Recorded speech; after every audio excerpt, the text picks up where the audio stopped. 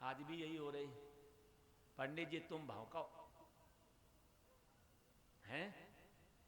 अब तो कथा मालूम कैसी होती, धोबी वाली सुना दे। कोई धोबी हो तो बुरा मत मान जाना, लड़ने आ जाओ मेरे पास। एक धोबी था, उन्हीं से पीछे तालाब है, तो तालाब में कपड़े धो रहा था, तो बगल में कथा चल रही थी। तो धोबी ने मन में सोचा, अगर हमारा इस साल काम बढ़िया होगा तो हम भी कथा करवाएंगे।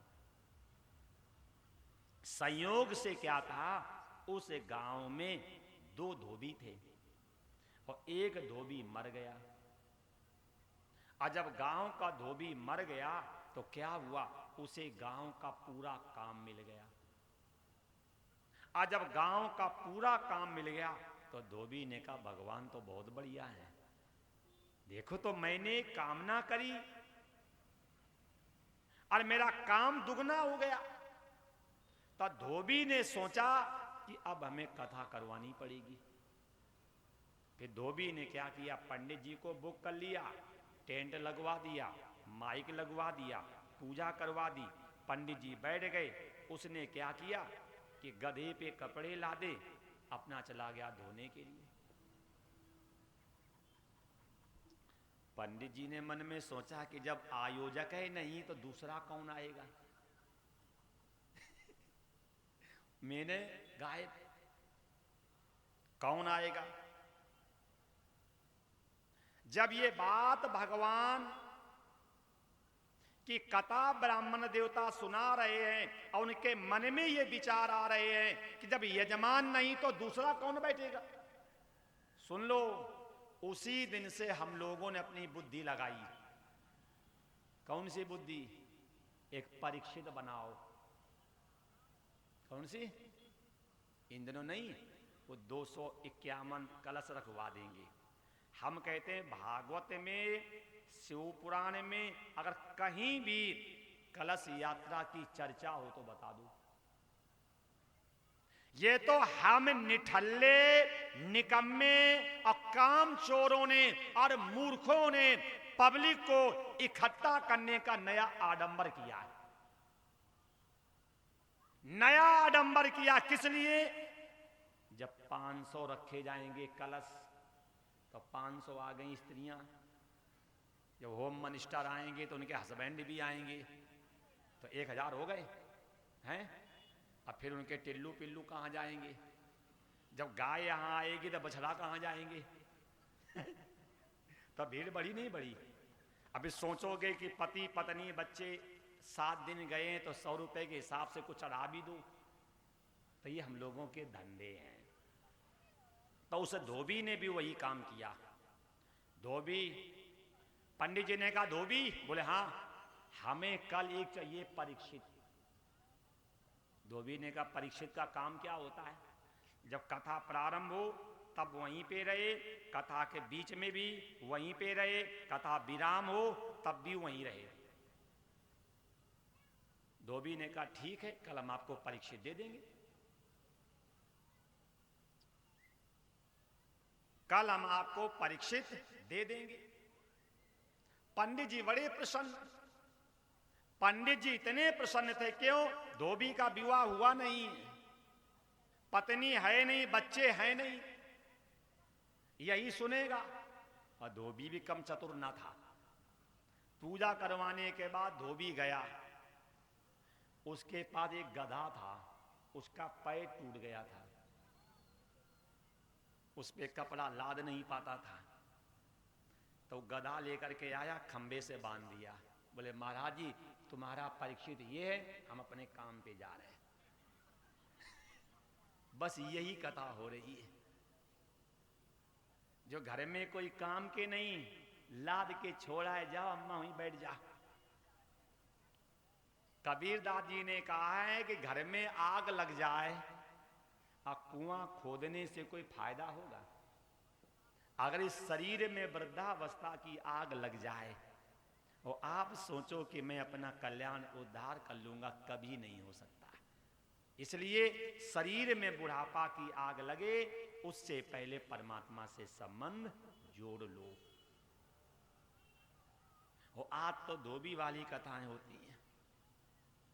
और मैं तो हमेशा कहता हूं, अगर कभी ईश्वर आपको कथा करवाने का अवसर दे तो सबसे पहले पूरा परिवार बैठ के सुनो। आपने सुना होगा कि जिंदल पाइप वाले हैं, बहुत बड़े आदमी हैं, 7 भाई हैं, और मैं दिसंबर में उनके घर में कथा करता हूं।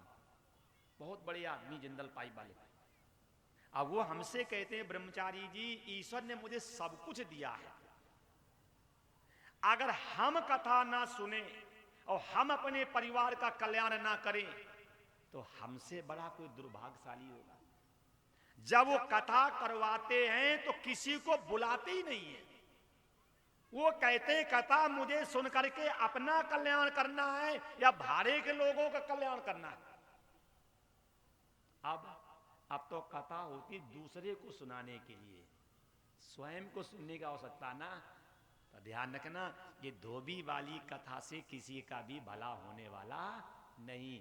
कथा कब? जब पूरा परिवार बैठ करके सुने, ताकि सब लोगों को अपना अपना कर्तव्य मालूम तो हो। अब पिताजी कथा सुन करके राम बन जाएं, घर में जाएं, बैठी मिल जाए सूप न खा, तब बात बनेगी क्या? अब माताजी कथा सुन करके सीता बन के जाएं, घर में बैठा पिए रावण, तो बात बनेगा? दोनों सुनो। आज जब दोनों सुनेंगे तो अगर माताजी सीता बनेगी तो आप भी राम बन जाओगे।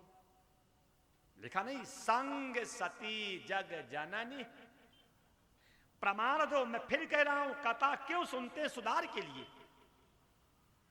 जब भगवान शंकर माता जी को साथ ले जाकर के जा सकते हैं तो आपकी जिम्मेदारी नहीं क्या? जब भगवान शंकर माता जी को ले जा सकते हैं साथ में, क्यों? धर्म का काम करना है कि धर्म की पत्नी को साथ रखना पड़ेगा। तो ये बात आप भी मानो। अब कथा हो रही, माता जी उठ के चली गई। वही लिखा है, राम नाम के आलसी और खाने को, जितने ही प्रभु नाम के आलसी होते हैं खाने पीने में बड़े मास्टर होते हैं। अब कथा हो रही और श्रोता उठ के चला गया। बहन बहन, बोले हाँ किधर आ, कहां जा रही हो? रोहिणी को पिताजी की बात याद आई। पिताजी ने कहा था जो कैलाश पर्वत के ऊपर से आएगा वो यज्ञ में सम्मान का पात्र बनेगा। क्यों? जो कैलाश पर्वत के ऊपर से आएगा तब भगवान शंकर माता सती जानेगी कि हरिद्वार में यज्ञ हो रहा है और उस यज्ञ में सब लोग जा रहे हैं, हमें निमंत्रण नहीं दिया गया है। इसलिए जो व्यक्ति कैलाश पर्वत के ऊपर से आएगा वो यज्ञ में सम्मान का पात्र बनेगा। सती ने रोहिणी से कहा, बहन इधर आ, बहन इधर आ। क्या बात है, कहां जा रही हो? बोले आपको नहीं मालूम? बोले ना, पिताजी एक यज्ञ कर रहे हैं, मैं उस यज्ञ में जा रही हूं। पिताजी एक यज्ञ कर रहे हैं और मैं उस यज्ञ में जा रही हूं, देखो ये कार्ड। सती ने कहा, बहन जी, बोले हाँ आप चलो, और मैं भी अपने पति को लेकर के अभी आ रही हूं। रोहिणी चली गई, सती दौड़ करके आई, आकर के भगवान शंकर से कहा, स्वामी स्वामी स्वामी। बोले हाँ उठो और चलो। शंकर जी ने कहा, कहां? सती ने कहा, मेरे पिताजी एक यज्ञ कर रहे हैं, उस यज्ञ में चलो। बोले बाबा ने कहा, देवी कहां चल रही थी राम कथा और कहां तुमने लगा दी खाने की कथा? क्या सुंदर ईश्वर की चर्चा हो रही थी और तुमने चर्चा नई चालू कर दी, भंडारे में चलो। माता जी ने कहा, सुनो कथा तो दोबारा हो जाएगी। क्यों? सुनाने वाला भी घर का है, सुनने वाली भी। कोई पंडित जी तो बाहर से बुलाने नहीं, कथा तो दोबारा हो जाएगी लेकिन भंडारे की पूरी दोबारा नहीं मिलेगी। उठो और चलो। माता जी ने कहा चलो, भगवान शंकर ने कहा हम जाएंगे नहीं।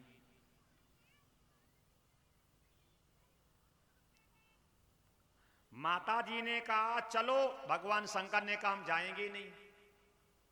माता जी ने कहा अजीब आदमी हो, जब तुम किसी के यहां नहीं जाओगे तो तुम्हारे यहां कौन आएगा? ये तो व्यवहार है। जब आप किसी के यहां नहीं जाएंगे तो आपके यहां कौन आएगा? भगवान शंकर ने कहा बहुत बढ़िया, जब मेरे यहां कोई आएगा नहीं तो ना तो बैठने की व्यवस्था करनी पड़ेगी, ना जल की व्यवस्था करनी पड़ेगी, ना भोजन की व्यवस्था करनी पड़ेगी, और ना लेटने की व्यवस्था करनी पड़ेगी, और ना विदाई की व्यवस्था करनी पड़ेगी। कोई ना आवे तो और बढ़िया। माता जी ने कहा अजीब आदमी हो, जब तुम किसी के यहां नहीं जाओगे, तुम्हारे यहां कोई नहीं आएगा, कल बच्चों के विवाह होंगे, लड़की वाले घर आएंगे, जब एक भी रिश्तेदार नहीं होगा तो लड़की वाले कहेंगे लड़के वाले व्यवहार कुशल नहीं है।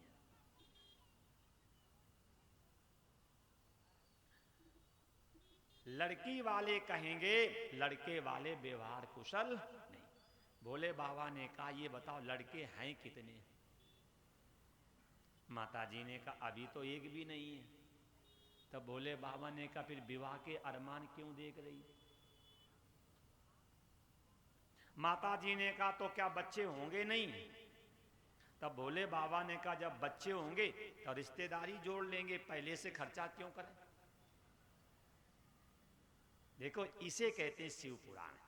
सुन लो, मैं तो कहता हूं मेरा मूड सही हो और सही तरीके से शिव पुराण सुन लो तो विश्व की हर समस्या का निराकरण है। गीता योग शास्त्र, भागवत वियोग शास्त्र, उपनिषद संयोग शास्त्र, शिव पुराण प्रयोग शास्त्र विश्व की हर समस्या का निराकरण जो है ये शिव महापुराण के अंदर है। बोलो ये अच्छी बात है गलत? जब बच्चे हैं नहीं तो रिश्तेदारी जोड़ क्यों रहे हो? पहले ये नियम था, अगर किसी के कुल में कोई विवाह के योग्य नहीं होता था तो उसे कार्ड नहीं देते थे। क्यों? 20 रुपया का कार्ड क्यों बर्बाद करते हो? जब आपको मालूम है कि उसके यहां से शादी में कोई आएगा नहीं, तब 20 रुपया का कार्ड बर्बाद करना कोई बुद्धिमानी है क्या?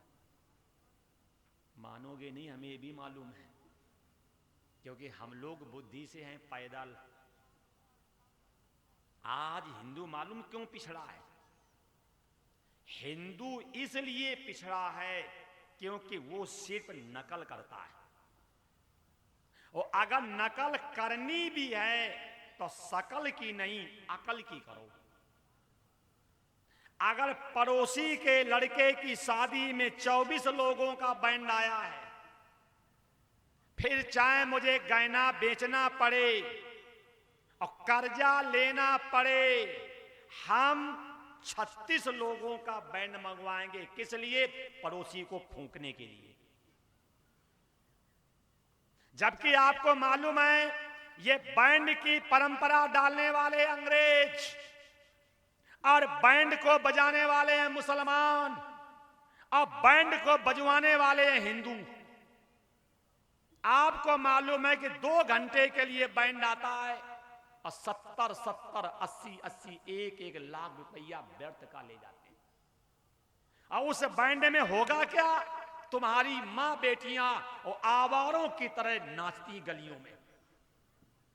कथा में आने में शर्म लगती है, ईश्वर का नाम लेने में शर्म आती है, ताली बजाने में शर्म आती है, लेकिन डीजे पे नाचते समय शर्म आती है? अगर डीजे लगेगा नहीं तो तुम्हारी इज्जत आवारों की तरह नाचेगी भी नहीं। आज हम लोगों की बुद्धि ऐसी मारी गई है, कथा हो तो नाचो, जागरण हो तो नाचो, सुंदरकांड हो तो नाचो, शादी हो तो नाचो, हैप्पी बर्थडे हो तो नाचो। नाचने बचा है क्या? है? पहले लोग अपनी बुद्धि का प्रयोग करते थे, आज हम लोग बुद्धि से बिल्कुल पैदल हैं। अरे कथा में नाचने का क्या विषय भाई? कथा सुनने के बाद जीवन सुधारने का विषय है कि नाचने का विषय है? लेकिन अब बुलाई जाती देवांगनाएं, जबकि किसी भी शास्त्र में स्त्री को व्यास गद्दी पर बैठने का विधान है। 6-6 महीने पहले से कथाएं बुक होती हैं, और माताओं का महीना उम्र से, रोग से, औषधि से 2-4 दिन आगे पीछे भी। अब मान लो तुमने 6 महीने पहले से कथा बुक कर ली और साध्वी जी गद्दी पर बैठी हैं, अब मान लो कई महीना हो गया तो एक द्रौपदी एक बार मासी धर्म में थी और सभा में गई थी, तो कितना बड़ा महाभारत हुआ। आई सब घर में महाभारत तो करवाती घूम रही है, और यही बात कह दो तो जो समिति के लुच्चे लोग हैं उन्हें बुरा लग जाएगा। लुच्चे समझे? लुच्चे माने जो घूर घूर के देखे वही तो लुच्चा। जो घूर घूर के देखे वही तो लुच्चा। जब भागवत कह रही है और शिव पुराण कह रही तो मानते क्यों नहीं आप?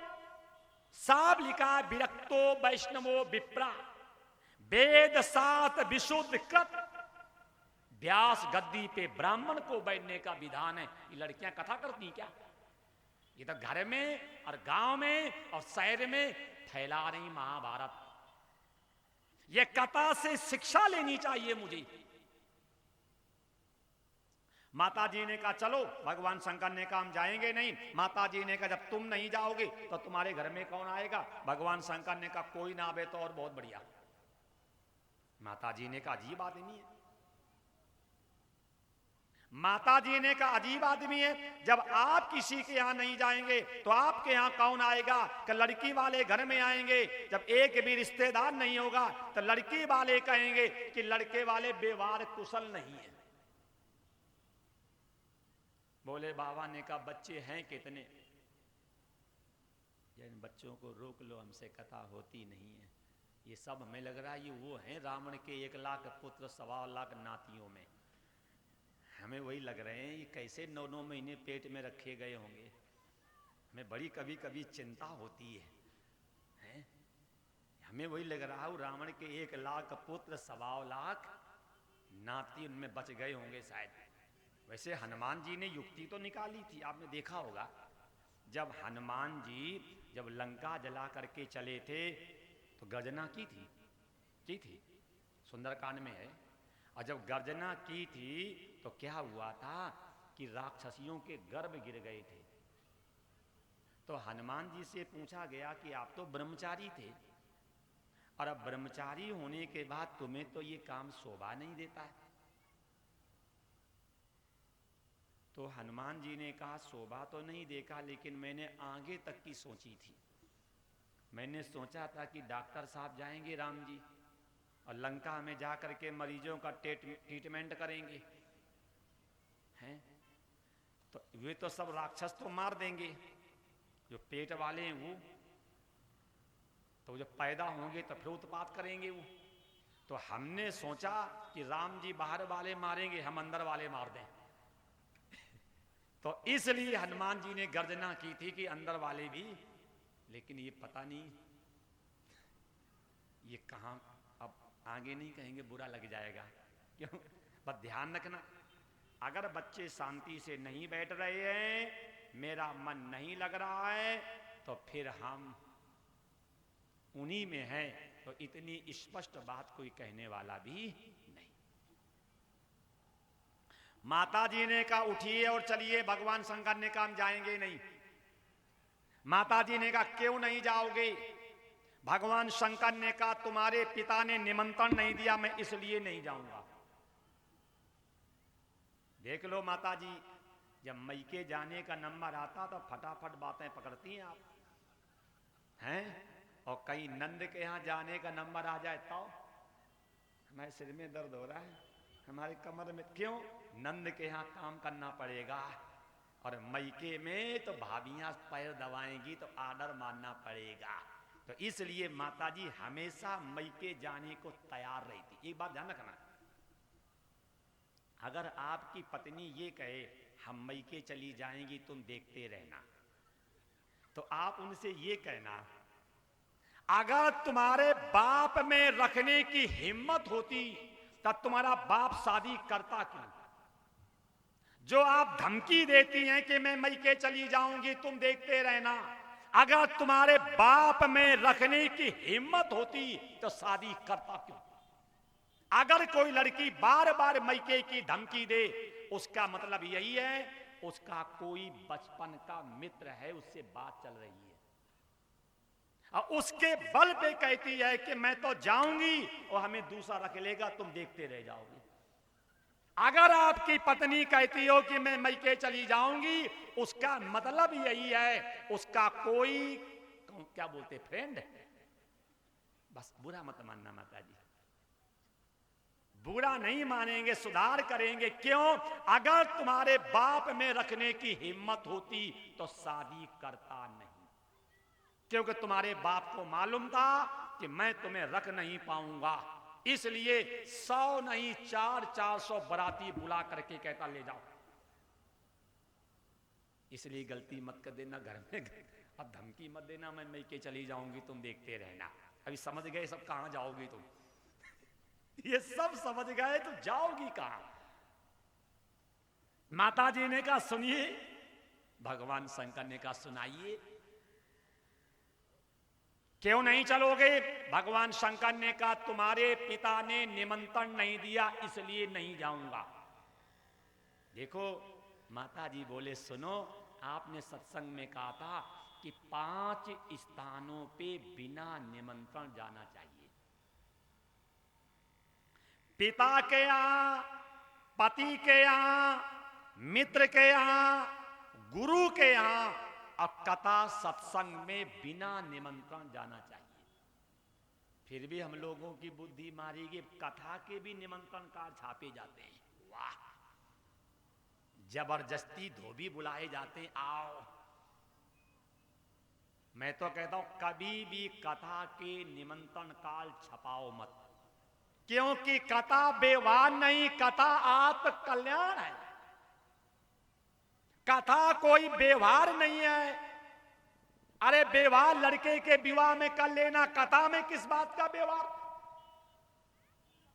भगवान शंकर से माता जी कह रही कि 5 स्थानों पे बिना निमंत्रण, पिता के यहां, पति के यहां, मित्र के यहां और कथा सत्संग में 5 स्थानों पे बिना निमंत्रण जाया जा सकता है।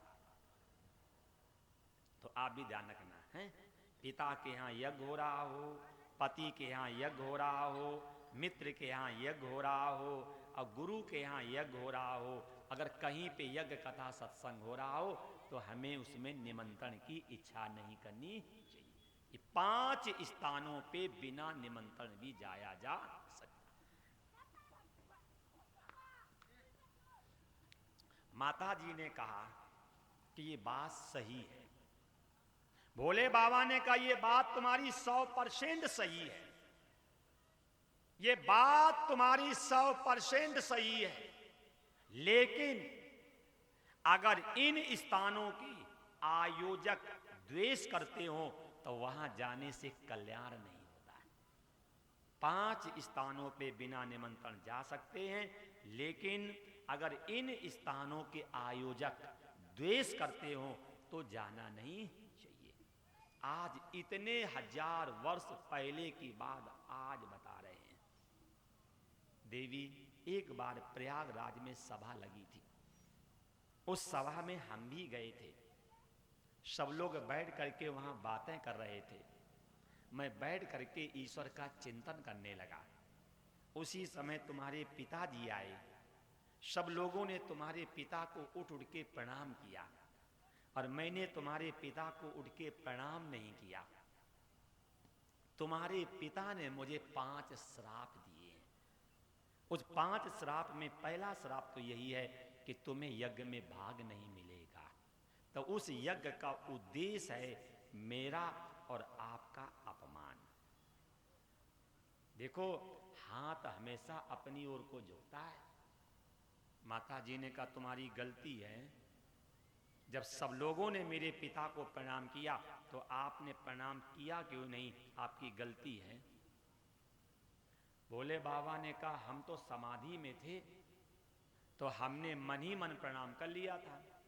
माता जी ने कहा मन ही मन रोटी खा लेते हो, मन ही मन पानी पी लेते हो।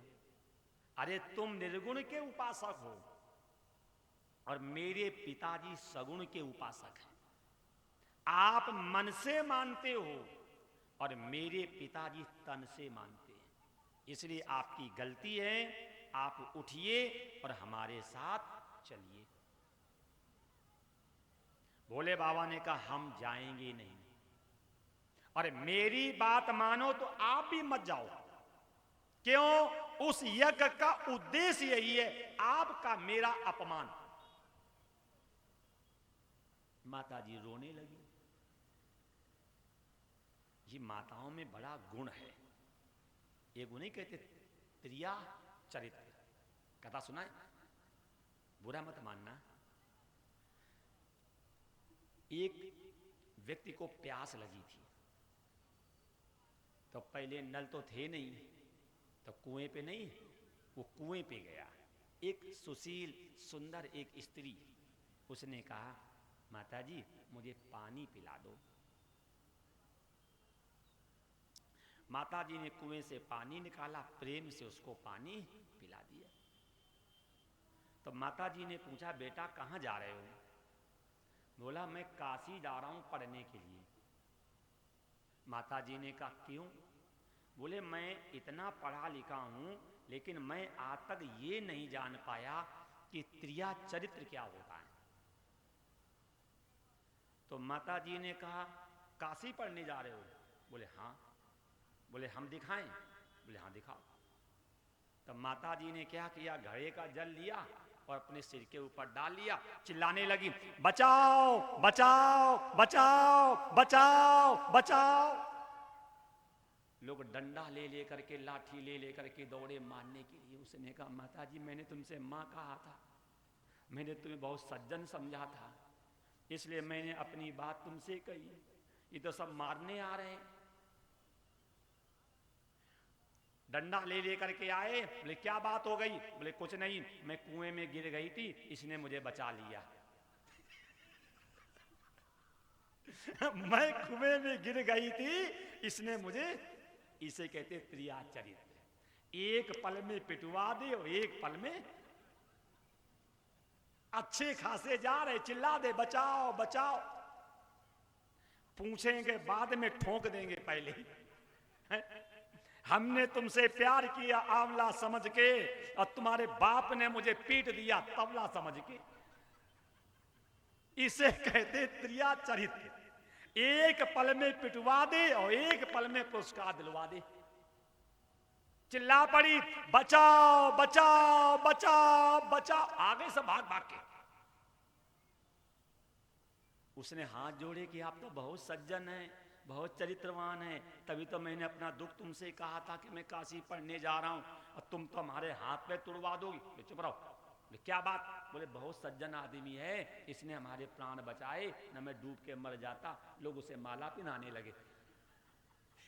इसे कहते त्रिया चरित्र है। बुरा मत मानना माता है कि मेरी कथा क्यों करते बार बार। आपकी कथा नहीं, आपका प्रमोशन बता रहा हूं कि कितनी आप में डिग्री है कि एक पल में ठुकवा दो और एक पल में माला पिंधवा दो। माताजी रोने लगी, और जैसे माताजी रोने लगी, शंकर जी ने रो काहे रही हो? माताजी ने कहा महाराज तुम पुरुष हो, तुम्हें स्त्री का दर्द नहीं मालूम है। अगर आप स्त्री होते तो आज तुम्हें मालूम होता है मुझे कितना दुख हो रहा है। क्या मतलब? जब पिता के यहाँ यज्ञ होता है तो कन्या कितनी प्रसन्न होती है। अगर तुम स्त्री होते तो तुम आज महसूस करते। भोले बाबा ने सोचा अब लंबी खीर है, पहले मरें, फिर किसी के पेट में जाएं, फिर लड़की बने, फिर पैदा हो, फिर बड़ी हो, फिर विवाह हो, फिर ससुराल में जाऊं, फिर पिता के यहाँ यज्ञ हो, फिर मेरे कान में आवाज जाए, तब हम महसूस करेंगे। कि पिता के यहाँ जब यज्ञ होता है तो कन्या कितनी प्रसन्न होती, लंबी खीर है। भोले बाबा ने कहा तो फिर एक काम करो, तुम ही चली जाओ। अगर इतना दुख है तो आप ही चली जाओ। जैसे भोले बाबा ने कहा आप जा सकती हैं, तब माता जी ने क्या सोचा कि मैं यज्ञ में जाऊंगी और अपने पिता को डांट के कहूंगी, ए पिताश्री, इस यज्ञ में मेरे पति को बुला लो। और मैं अपने पिता से डांट के कहूंगी और पिताजी पति को बुला लेंगे और पिता और पति में संधि हो जाएगी। ऐसा मन में विचार करके माताजी चलने को तैयार हो गई। और जैसे माताजी चलने को तैयार हुई तो तुरंत भगवान शंकर ने कहा इधर आओ। क्या है? बोले अंदर जाओ, अपना पूरा सामान लेकर के जाओ। कौन सा सामान? वही धोती, ब्लाउज, पेटीकोट, लिपस्टिक, पाउडर ले जाओ। माताजी ने कहा मैं आऊंगी। भगवान शंकर ने कहा हमने मना कब किया है कि मत आना? गण कितने? 60,000। शिवपुराण में लिखा है कि जब माताजी गई हैं तो 60,000 गणों को लेके गई। तो भोले बाबा ने कहा गण कितने हैं? माताजी ने कहा 60,000। धोती कितनी है? अगर एक दिन में 5 धोती पहनोगे तो धोती कम और गण ज्यादा। अगर एक एक गण अगर एक एक धोती लेगा तब भी धोती पड़ जाएगी कम। माताजी जान गई कि भगवान शंकर ने मुझे अंदर से त्याग दिया है। क्या शिक्षा मिली? साधक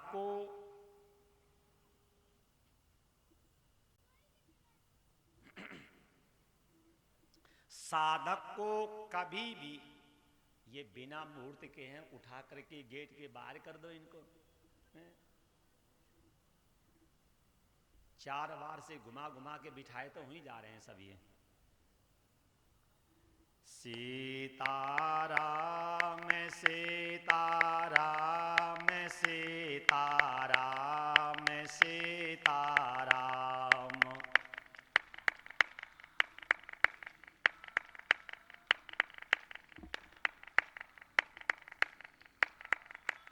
आप लोग इतना डरते क्यों हैं? हम नहीं डरते हैं।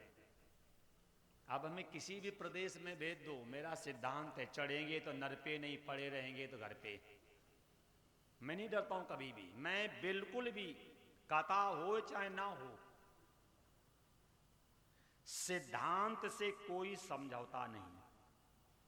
और मैं आप लोगों से भी कहता हूं कि समिति वालों को भी सिद्धांतवादी होना चाहिए।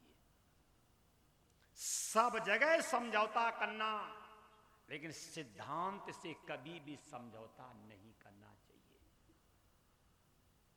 अगर मैंने सिद्धांत से समझौता कर लिया तो स्वामी जी कहते थे जिसकी बात नहीं, बोले उसका बाप भी नहीं। जिसकी बात नहीं, बोले उसका बाप भी नहीं। वही मैं आप लोगों से भी कहता हूं, सिद्धांतवादी बनिए, सिद्धांतवादी बनिए। जैसे भगवान शंकर सिद्धांतवादी है। सीधे कह दिया मैं यज्ञ में जाऊंगा नहीं, आपकी मर्जी है तो आप जाइए, लेकिन अपना सामान लेकर के जाइए। क्या शिक्षा मिली? शंकर जी को मालूम था ये यज्ञ में जाएंगी